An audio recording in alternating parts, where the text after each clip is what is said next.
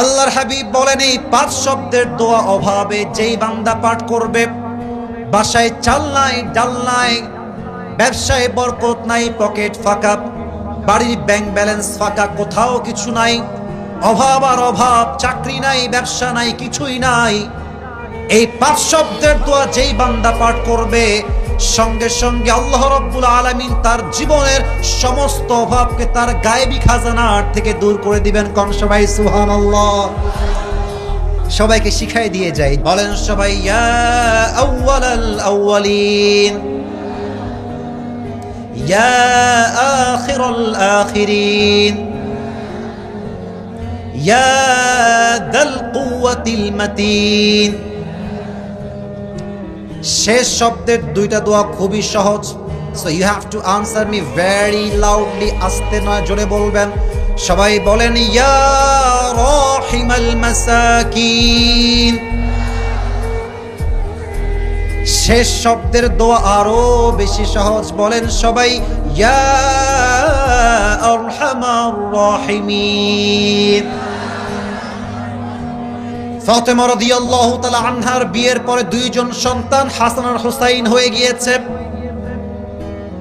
হঠাৎ করে ঘরে এত বেশি অভাব, চাল নাই, ডাল নাই, ভাত নাই, কিচ্ছু নাই, পুরো ঘরটাই ফাঁকা হয়ে গিয়েছে। আব্বাকে ডাক দিয়ে বলো, আব্বা জান, 3 দিন যাবত আমিও না খাওয়া, আমার স্বামী আলীও না খাওয়া, পুরো পরিবারটা না খাওয়া অবস্থা, কিছু খাবার দেন আমাকে।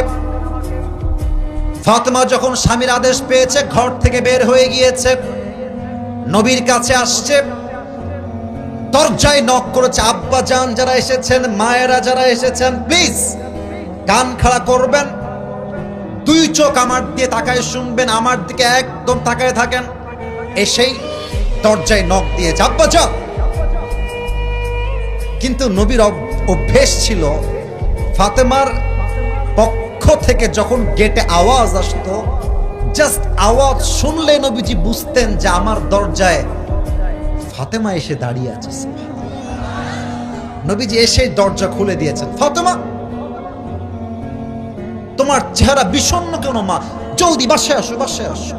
ফাতেমার ডান হাত ধরে, আমার ডান হাত দেখা যায়? কথা না বললে বুঝি কেমন করে, দেখা যায়? ডান হাতটা ধরে নবীজি ঘরে নিয়ে আসছেন। ফাতেমা, মা বসো। ব্যবহার কাকে বলে? আচরণ। Character is very important part in life. যার চরিত্র ভালো সে মানুষটা ভালো, যার চরিত্র খারাপ সে মানুষটাও খারাপ, ঠিক কিনা বলেন? আম্মা জান বসেন। কি হয়েছে আপনার? আপনি এত কষ্টে আছেন কেন? আপনার মুখটা মলিন কেন আম্মা জান? ফাতেমা বাবার কথা শুনে আর চোখের পানি ধরে রাখতে পারে নাই, 2 চোখ দিয়ে অঝরে পানি ঝরছে। ডাক দিয়ে বলছে, আব্বা জান, কি বলবো কষ্টের কথায়, 3 দিন যাবত বাসায় চাল নাই, ডাল নাই, ভাত নাই, কিছু নাই, আলীও ক্ষুধার্ত, আমিও ক্ষুধার্ত, কলিজার টুকরা 2 জন সন্তান হাসান হুসাইন তারাও ক্ষুধার্ত। আব্বা জান, আতিনি শাইআন, আমাকে খাবার দেন। তো বলছে খাবার দরকার, আচ্ছা। এবার নবীজি ভাবছেন, এই তো আমার মেয়ের ধৈর্যের পরীক্ষা নেওয়া লাগবে, কেমন তার ধৈর্য। আচ্ছা মা, নো প্রবলেম, নো প্রবলেম, তোমাকে আমি খাবার দিতে প্রস্তুত আছি, বাট আম্মা জান, তোমাকে আমি 2টা শর্ত দিব। এক হচ্ছে 5টা বকরি, আর এক হচ্ছে 5 শব্দের দোয়া। Which option you want to select? তুমি কোনটা নিতে চাও আমাকে বলো। ফাতেমা বুঝে গিয়েছে আমার আব্বা আমার ধৈর্যের পরীক্ষা নিচ্ছে। 3 দিন যাবত না খাওয়া, কিন্তু বলছে, আব্বা জান, আপনি যদি আমাকে 5 শব্দের দোয়া শিখায় দেন, আমার খাবারের প্রয়োজন নেই, 5টা শব্দের দোয়া শিখলেই আমি ফাতেমা খুশি হয়ে যাব। সুবহানাল্লাহ পড়বেন না? এবার ফাতেমা ডাক দিয়ে বলছে, আব্বা জান, তাহলে আমি ফিরে যাই বাসায়, বাসায় অনেক কাজ রয়েছে। আল্লাহর হাবিব ডাক দিয়ে বলছেন, যাও, বাসায় ফিরে যাও। ওইদিকে আলী রাদিয়াল্লাহু তাআলা আনহু অপেক্ষায় বসে আছেন, ফাতেমা কখন আসবে খাবার নিয়ে, আমি খাবো, আমার 2 কলিজার টুকরার সন্তান হাসান হুসাইন তারাও খাবে। হঠাৎ করে আলীর যখন চোখ পড়েছে, দেখছে ফাতেমা হেঁটে হেঁটে আসছে দূর থেকে। ফাতেমার ডান হাতও খালি, বাম হাতও খালি, হাতে কোনো খাবার নাই। আলী রাদিয়াল্লাহু তাআলা আনহু দূর থেকে বলছে, ইয়া ফাতেমা আইনা তুআম, আইনা তুআম, আইনা তুআম। ও ফাতেমা, খাবার কোথায়? আমিও ক্ষুধার্ত, হাসান ক্ষুধার্ত, হুসাইন ক্ষুধার্ত, খাবার কোথায়? তোমার হাত তো খালি। ফাতেমা ডাক দিয়ে বলছে, আমার হাত খালি না, আমার হাত ভর্তি আছে। কেমনে? ফাতেমা ডাক দিয়ে বলছে, আলী যাহাবতু লিদ-দুনিয়া ওয়া জিতু বিল আখিরাহ। আমি আল্লাহর হাবিবের কাছে দুনিয়া চাওয়ার জন্য গিয়েছিলাম, কিন্তু আল্লাহর হাবিব আমার দুই হাত ভরে পরকাল দিয়ে আখিরাত দিয়ে ফেরত পাঠিয়ে দিয়েছে। কোন সবাই সুবহানাল্লাহ। আমি আখিরাত নিয়ে ফেরত আসছি, তোমার কোনটা লাগবে আমাকে বল। বলছে, আমার কিছুই লাগবে না, আমি নিজেই যাব নবীর কাছে খাবার চাওয়ার জন্য। বলেন তো, নবী আলীর সম্পর্কে কি লাগে কে বলতে পারে? আরে শ্বশুর লাগে। কি লাগে? আর আলী নবীর কি লাগে? জামাই। তাহলে সম্পর্ক হচ্ছে জামাই শ্বশুরের। আলী আসছে, ইয়া রাসূলুল্লাহ, ইয়া হাবিবাল্লাহ, আতিনি শাইআন, কিছু খাবার দেন। বাসায় চাল নাই, ডাল নাই, ভাত নাই, কিছু নাই, খাবার দেন। আল্লাহর হাবিব বুঝে গিয়েছে আমার জামাই খুব কষ্টে আছে, না হয়তো জামাই আমার কাছে কখনো আসতো না। বাট বাংলাদেশ ভিন্ন। বাংলাদেশে বেশিরভাগ জামাইয়ের লজ্জা নাই। অনেক জামাইরা ডিমান্ড করে কেমনে?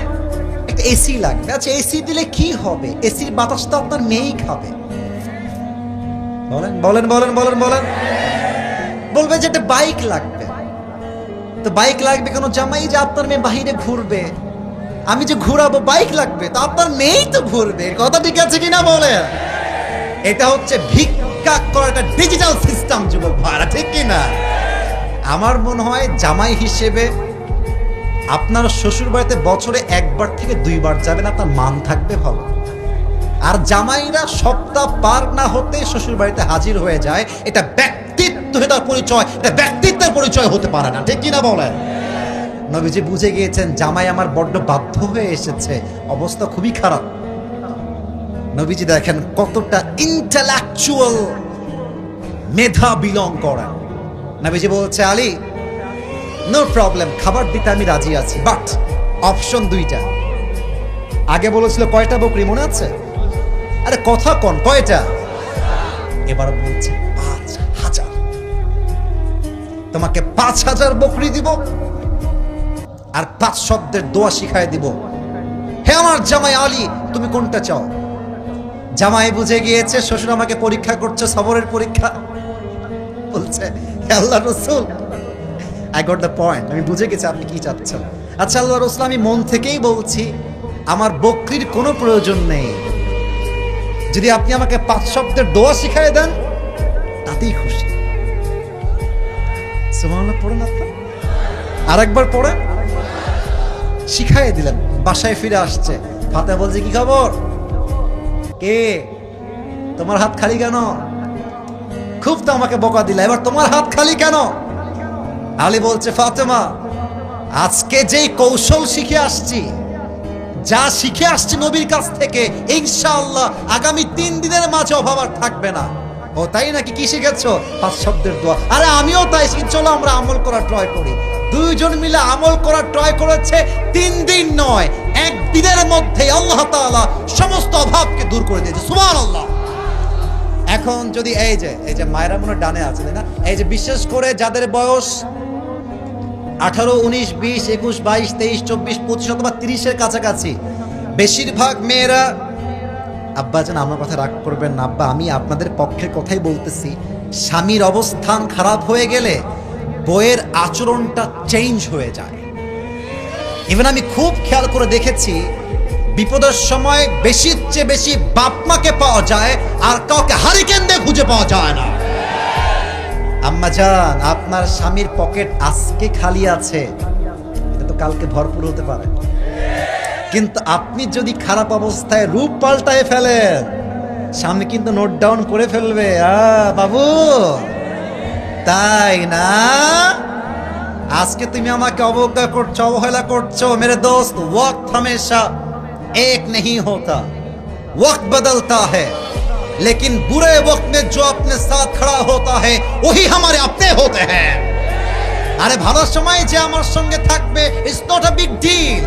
আমি একটা কথা কয়েকদিন আগে বলেছিলাম, যদি হীরার মানকে জাস্টিফাই করতে চাও তবে অন্ধকারে কইরো, কারণ রোদের মধ্যে তো আয়নাটাও চকচক চকচক করে। আর যদি সম্পর্কের মান নির্ণয় করতে চাও, ভালো সময় নয় খারাপ সময়ে দেখবা কে তোমাকে সাপোর্ট দিচ্ছে। আরে ভালো সময়ে আপন মানুষ অভাব হয় না, আর খারাপ সময়ে নিজের রক্তের আপন মানুষকে হারিকেন দিয়ে খুঁজে পাওয়া যায় না। এজন্য যেই বউ খারাপ সময়ে শক্ত করে হাত ধরে স্বামীর পক্ষে সাপোর্ট নিয়েন, স্বামীরে বললেন যে জান আমি তোমার সাথে আছি, আপনি আজকে বলবেন আমি তোমার সাথে আছি, আপনার স্বামী মৃত্যু পর্যন্ত আপনাকে তালাক দিবে না, আজীবন আপনার হয়ে সে থেকে যাবে, ঠিক কিনা বলেন? অতএব পরিবারে অভাব আসতে পারে। আচ্ছা, সবরের মাঝে একটা কথা বলে ফেলেছি, এটা আমি বলতাম না বাট মাথায় আসছে। আমার মনে হয় আমার সামনে যতগুলো মানুষ বসে আছে, আমার হুজুর সহ, আমার এই যে আব্বাজান, আমার সিনিয়র মানুষ যারা আছে তারা সবাই সহ, মিডিয়ার ভাইয়েরা সহ, মায়েরা বোনরা সহ, আমার বিশ্বাস যত অডিয়েন্স আজকের মাহফিলে এসেছে, আমার মনে হয় 99% আমরা সবাই মধ্যবিত্ত পরিবারের সন্তান। আপনারা কি আমাকে আগের থেকে চিনেন না আজকে প্রথম দেখলাম? আগের থেকে তো আমার ওয়াজ শুনেন নাকি? আপনারা হয়তো আমার ওয়াজ শুনলে জানেন যে আমি আমার একটা ওয়াজে বলেছিলাম যে মধ্যবিত্ত পরিবারের সন্তান মানেই হচ্ছে একটা ব্র্যান্ড। কেন ব্র্যান্ড? আমাকে সাইকেল দিবেন চলবে, বাইক দিবেন চলবে, আমাকে আপনি কার দিবেন চলবে, বলবেন কিছুই দিব না হেঁটে হেঁটে আসতে হবে তাও আমার চলবে। আপনি ভাত দিবেন ডাউল দিবেন চলবে, ভাত দিবেন ভর্তা দিবেন চলবে, ভাত দিবেন গোস্ত দিবেন চলবে, ভাত দিবেন কিছুই দিবেন না, এক গ্লাস পানি দিবেন আর জাস্ট একটা মরিচ দিবেন, পান্তা ভাত হলেও আমার চলবে। আমি মধ্যবিত্ত পরিবারের সন্তান, আমি বড় ঘরে খেয়ে পড়ে বড় হওয়া ব্রয়লার মুরগি না। আমি চাইলে আরামও করতে পারি, আবার আমি চাইলে কঠোর পরিশ্রম করে সফল হতে পারি, ঠিক কিনা বলেন? অতএব আমার কথা একটা, পরিবারে অভাব আসতে পারে, কষ্ট আসতে পারে, বাট হাল ছাড়লে হবে না, ধৈর্য ধরে সামনে এগিয়ে যাও। আজকের জিরো পরিবার কালকে হিরো হয়ে যাবে, ঠিক কিনা বলেন?